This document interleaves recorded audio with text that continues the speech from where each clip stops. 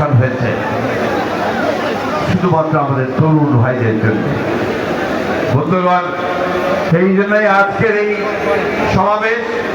আমি ধন্যবাদ কৃতজ্ঞতা জানাতে চাই আমাদের নেতা জনাব তারেক রহমানকে, যে তারই পরিকল্পনায় আজকে আমাদের তরুণ নেতারা এই স্বেচ্ছাসেবক দল, যুব দল, ছাত্র দল তাদের সমবেত প্রচেষ্টায় আজকে একটা অভাবনীয় একটা সমাবেশ এখানে সংগঠিত হয়েছে। বন্ধুগণ, ধন্যবাদ আপনাদেরকে। আমরা একটা কঠিন সময় অতিক্রম করছি। আমরা একটা, আমি বলি যে কিছু অস্বাভাবিক সময় অতিক্রম করছি, কারণ হাসিনা পালিয়েছে, তাই না? কি হাসিনা পালিয়েছে কিনা কন্যা কেন? হাসিনা পলাইছে, কিন্তু তার প্রেতাত্মারা এখনো আছে। তারা এখনো ষড়যন্ত্র করছে বাংলাদেশে আবার তাদের রাজত্ব প্রতিষ্ঠা করবার। পারবে নাকি বন্ধুগণ? আমাদের তরুণদের সামনে তাদের টিকে থাকতে পারবে? তাদের ষড়যন্ত্র চক্রান্ত কি সফল হবে? হবে না বন্ধুগণ। দুর্ভাগ্য আমাদের যে আমরা যাদেরকে দায়িত্ব দিয়েছি আমাদের এই দেশকে একটি গণতান্ত্রিক ব্যবস্থা ফিরিয়ে নিয়ে যেতে, তারা ঠিক সঠিকভাবে সেই কাজটা এখনো করতে পারছেন না। ফলে মাঝে মাঝেই বিভিন্ন রকম সমস্যার সৃষ্টি হচ্ছে। সেই সমস্যাগুলো তাদেরকে আরো শক্তিশালী করার সুযোগ সৃষ্টি করে দিচ্ছে। বন্ধুগণ, আজকে যখন আপনারা এখানে সভা করছেন, তখন আরেকটা সভা হচ্ছে আপনাদের নিউ মার্কেটে, ঢাকায় হচ্ছে। দাবিটা কি? দাবি হচ্ছে যে আওয়ামী লীগকে নিষিদ্ধ করতে হবে, তাই না? আমরা এই মাঠে যারা আছি তারা সবাই শুধু নয় বন্ধুগণ, আমরা বাংলাদেশের 18 কোটি মানুষ এই আওয়ামী লীগকে দেখতে চাই না।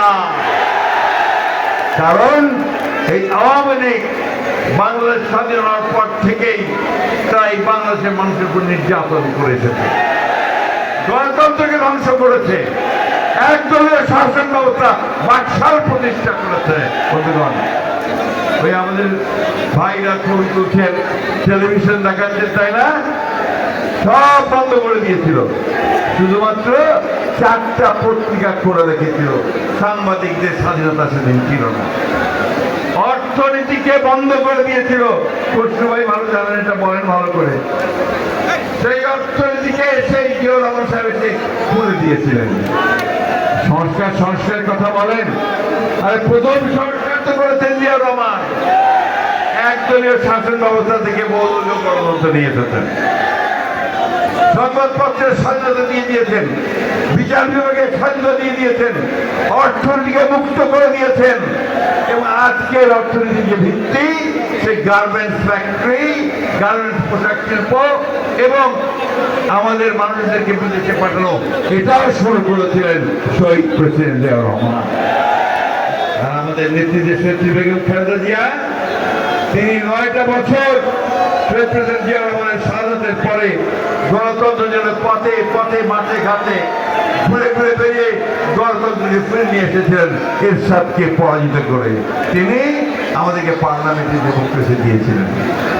আর একই সঙ্গে গণতন্ত্র যেন ভালোভাবে যায়, একটা গণতান্ত্রিক কালচার যেন তৈরি হয়, সেই জন্য তিনি কেয়ারটেকার গভর্নমেন্ট ব্যবস্থা পার্লামেন্ট আমাদের সংবিধানে নিয়ে এসেছিলেন। বন্ধুগণ, কিছু কিছু মানুষ সব ভুলে যায়, সব ভুলেই দিতে চায়, মনে করে যে তারা বাইরে থেকে লেখাপড়া শিখেছে, শুধু আমাদের সামনে কিছু সুন্দর সুন্দর মুখরোচক কথা বললেই জাতি বোধহয় সব ভুলে যাবে। তাদেরকে বলবো, দয়া করে আজকের এই সমাবেশটা দেখে যান। এটা দেখেও যদি আপনাদের সম্বিত ফিরে আসে, তাহলে জাতি উপকৃত হবে। বন্ধুগণ, সোজা হিসাব করতে হয়, যেটা বলেছেন, বাংলাদেশের মানুষ গণতন্ত্র চায়, বাংলাদেশের মানুষ তার অধিকারকে প্রয়োগ করতে চায়। আমাদের তরুণ ছেলেরা তারা চাকরি চায়, ব্যবসা চায়, কর্মসংস্থান চায়, তাই না? আমাদের মায়েরা তারা ছেলেদেরকে লেখাপড়া শেখাতে চায়। আমাদের ছাত্র ব্যবস্থা ফিরিয়ে আনতে চায়, বিশ্ববিদ্যালয় কলেজ ইউনিভার্সিটিগুলোকে চমৎকার বিদ্যাপীঠে পরিণত করতে চায়, আর দেশে একটা সত্যিকার অর্থে শান্তিময় একটা রাজ্য প্রতিষ্ঠা করতে চায়। কৃষক ভাইরা তার ফসলের ন্যায্য মূল্য চায়, শ্রমিক ভাইরা তার মজুরি চায় ঠিক মতো, একটা দেশ চায়, গণতান্ত্রিক দেশ, যেখানে আমি আমার কথা বলতে পারবো, অন্য ভাইও তার কথা বলতে পারবেন, এবং সেটা একটা সহনশীলতার মধ্যে ঐক্যের মধ্য দিয়ে হবে। সেই গণতন্ত্রই আমরা প্রতিষ্ঠা করতে চাই। আজকে আমাদের নেতা তারেক রহমানের মূল উদ্দেশ্য এই তারুণ্যের সমাবেশগুলোর একটাই, যে তরুণরা আপনারা জেগে উঠেছেন, আপনারাই পরাজিত করেছেন ফ্যাসিস্টকে, আপনারাই দাঁড়িয়েছেন থেকে দেশের বাইরে, সেই তরুণরা আবার জেগে উঠুন, আপনার অধিকার আপনারা জোর করে কেড়ে নিয়ে বন্ধুগণ। মাথা ঠান্ডা রেখে সজাগ থেকে আজকে সমস্ত চক্রান্ত এবং যে ষড়যন্ত্র আছে তাকে আমাদের ব্যর্থ করে দিতে হবে। বন্ধুদের বক্তব্য দীর্ঘ করবো না, শুধু একটা কথা বলতে চাই, আমরা সেই যুদ্ধ শুরু করেছিলাম 1971 সালে, স্বাধীনতা যুদ্ধ। শহীদ প্রেসিডেন্ট জিয়া রহমান সাহেব